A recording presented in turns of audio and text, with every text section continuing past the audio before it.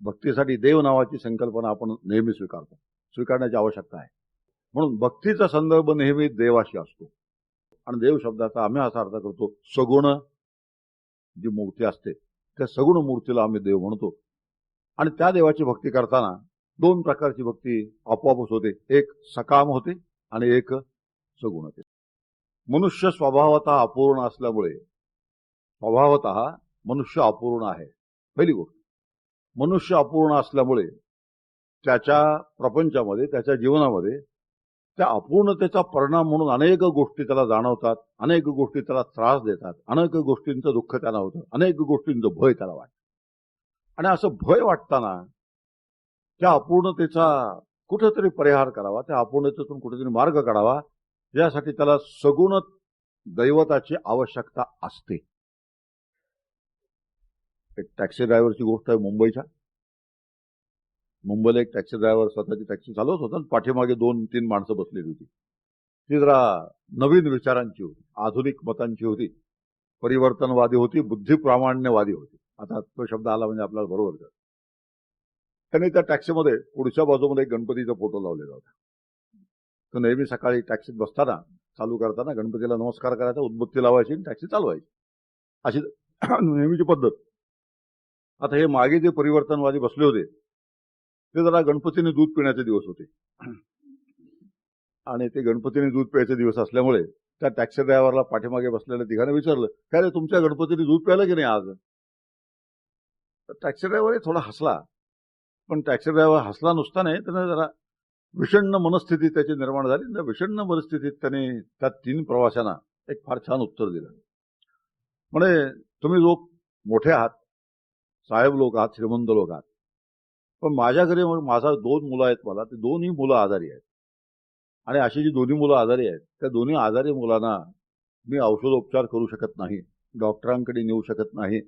कारण डॉक्टरांकडे जायचं म्हणजे पहिल्यांदा ते मागतात, त्यांचं दर्शन व्हायचं असेल तर त्याला गेट पास लागतो. आणि ते गेट पास छोट्या मोठ्या नोटांचा चालत नाही, मोठ्या नोटांचे गेट पास लागतात. आणि असे जे गेट पास आहेत ते गेट पास घेणं मला परवडत नाही.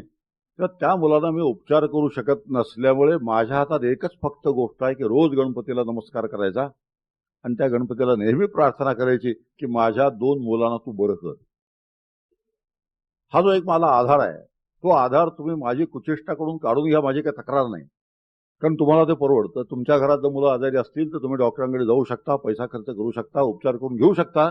तुमच्या दृष्टीने गणपतीची कुचेष्टा करणं तुम्हाला परवडणार आहे, पण तुम्हाला जरी परवडलं तरी मला परवडणार नाही. माझा आधार मोठा आहे.